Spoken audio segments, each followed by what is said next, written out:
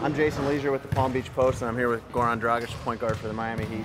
Goran, there's so many things about your game that are obviously impressive. Your speed, your passing ability, but one of the things I think people don't always realize about your game is how good you are at the rim. You were 68% field goal percentage at the rim last year. That's about as good as LeBron James, who probably outweighs you by 100 pounds. You're not a huge guy. Maybe even more. So. It was #1 among guards for the league last year, and I'm curious how you developed that ability.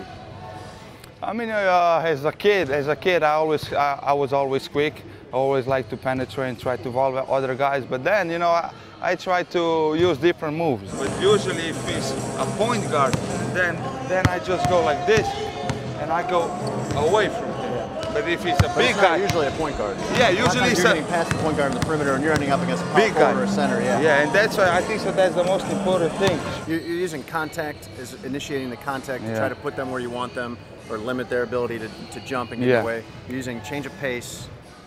Misdirections. Yeah, you misdirection. You're creating angles for yourself. How much thought goes into those situations when you're in them, as far as deciding which way you can attack?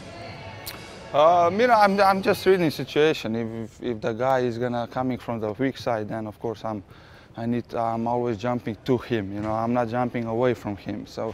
When you jump into him, then you close that gap, and then it's tough for him to block your shot. How did you learn to be so deft with the ball, I guess, when you're in those situations, coming in from under the rim and shooting it up through a bunch of arms that are way above your head? I mean, that's just natural, I think. So, I mean, as a kid, when my coach was teaching me layups, of course, at the beginning, I was laid up like he was teaching me. But then, I always add something, this or, I always give some move in the air, try to change my shot. So can you show us quickly just how you are able to use contact against bigger defenders when you're on a fast break and you're coming against a power forward or a center, how you're able to use contact to create the shot for yourself? Sure. I mean, usually I'm a lefty, so usually I go left. But I always, when I'm coming to them, I always give them some fake, like that I'm gonna go right, and then when I go here, I give them that shoulder, That shoulder for me is very important. I always do like doof. Legally, of course. Legally. I bump him, and then when I'm coming full speed, I get that separation, and usually I'm going back a little bit. Yeah. So when I'm going back, I lay it up like that. And if they give enough, you'll continue going through and score on this side?